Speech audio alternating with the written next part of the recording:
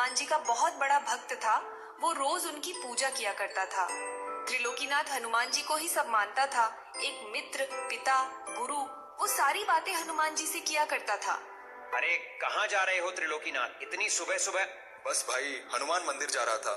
हनुमान जी की पूजा करके दिन की शुरुआत करूंगा। अच्छी बात है, चलो आओ तुम पूजा करके मिलते हैं फिर। त्रिलोकीनाथ मंदिर पहुंचता है और मंदिर की साफ सफाई करने लगता है। हे प्रभु, कितनी धूल मिट्टी है, कोई सफाई करने वाला ही नहीं है।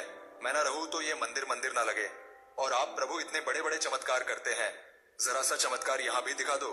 लेकिन नहीं, आपको पता है ना कि त्रिलोकीनाथ आएगा और सफाई कर देगा। त्रिलोकीनाथ हनुमान जी से बातें करते करते मंदिर की सफाई कर देता है और फिर हनुमान जी का ध्यान लगाकर बैठ जाता है।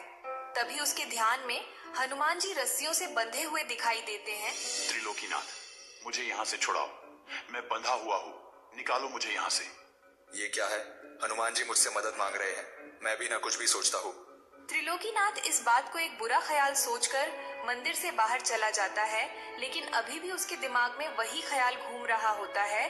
तभी उसे रघुनाथ मिलता है। क्या हुआ भाई? मंदिर से पूजा करके आए, लेकिन लगता है मन को शांति नहीं मिली। दिमाग में कुछ उथल पुथल चल रही है क्या? हाँ भाई, क्या बताऊं। आज बजरंग बली का ध्यान कर रहा था तो मैंने एक दृश्य देखा कि हनुमान जी एक रस्सी में बंधे हुए हैं और मुझसे मदद मांग रहे हैं। भाई, हनुमान जी को तुम्हारी मदद की कब से जरूरत आन पड़ी, और उन्हें बांध कौन सकता है? जरूर ये ख्याल तुम्हारे मन में ऐसे ही आ गया होगा। बात तो तुम सही कह रहे हो। ये बोलकर त्रिलोकीनाथ वहाँ से अपने घर आ जाता है। संध्या होती है। सारी दिनचर्या खत्म होने के बाद त्रिलोकीनाथ खाना खाकर सो रहा होता है। त्रिलोकीनाथ को फिर से वही स्वप्न आता है। त्रिलोकीनाथ, मुझे यहाँ से छुड़ाओ, मैं बंधा हुआ हूँ, निकालो मुझे यहाँ से। आप कहाँ हो प्रभु? मैं मंदिर के पीछे आम के पेड़ में फंसा हुआ हूँ, मुझे यहाँ से निकालकर मंदिर में स्थापित करो। ये कैसा स्वप्न है? लगता है हनुमान जी स्वप्न के माध्यम से मुझसे कुछ कहना चाहते हैं। ये बात कल मुखिया जी के आगे रखनी पड़ेगी।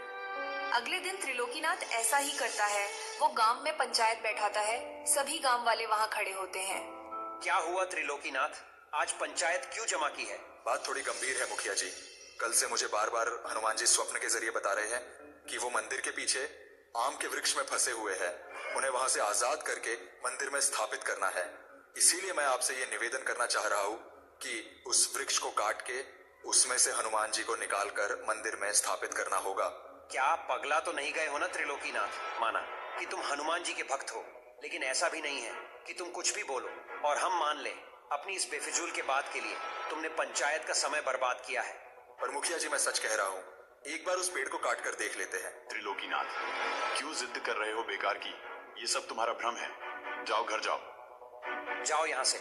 आज की सभा यही समाप्त की जाती है। मुखिया त्रिलोकीनाथ को भगा देता है और कड़े शब्दों में पेड़ काटने के लिए मना कर देता है। त्रिलोकीनाथ उदास मन लिए घर की ओर जाने लगता है।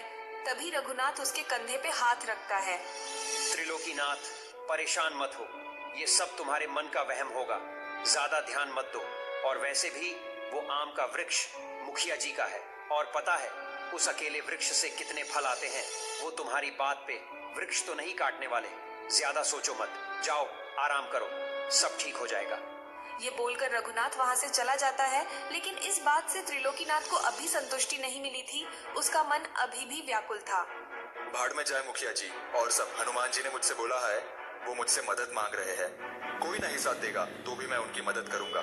त्रिलोकीनाथ किसी की बात नहीं मानता। वो एक कुल्हाड़ी उठाता है और उस पेड़ को काटने के लिए निकल पड़ता है। मंदिर के पीछे पहुंचकर बजरंग बली का नाम लेकर त्रिलोकीनाथ उस पेड़ पर कुल्हाड़ी चला देता है। उसे ऐसा करते हुए गांव का एक व्यक्ति देख लेता है और वो भागता हुआ जाकर सभी गांव वालों को ये बात बताता है और सबको इकट्ठा करके ले आता है। जय बजरंग बली, जय बजरंग बली। कोई बात नहीं प्रभु, कोई आपकी मदद नहीं करेगा तो क्या मैं भी नहीं करूंगा? मैं अवश्य निकालूंगा आपको इस वृक्ष में से। हाँ त्रिलोकीनाथ, तुमने ये क्या किया? तुमने अपने पागलपन्ने की वजह से मेरा इतना सुंदर वृक्ष काट दिया। मैंने पंचायत में कहा था ना कि कोई वृक्ष नहीं काटेगा।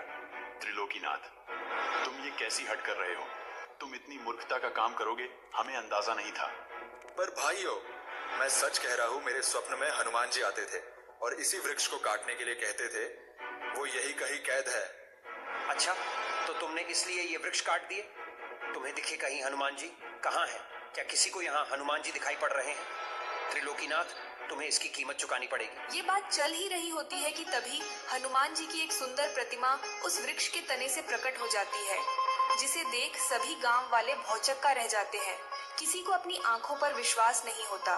वो सभी बजरंगबली की जय जय करने लगते हैं और सभी त्रिलोकीनाथ से माफी मांगते हैं। अब सभी गांव वाले पूरे सम्मान सहित वृक्ष से प्रकट हुई हनुमान जी की प्रतिमा को मंदिर में स्थापित कर देते हैं।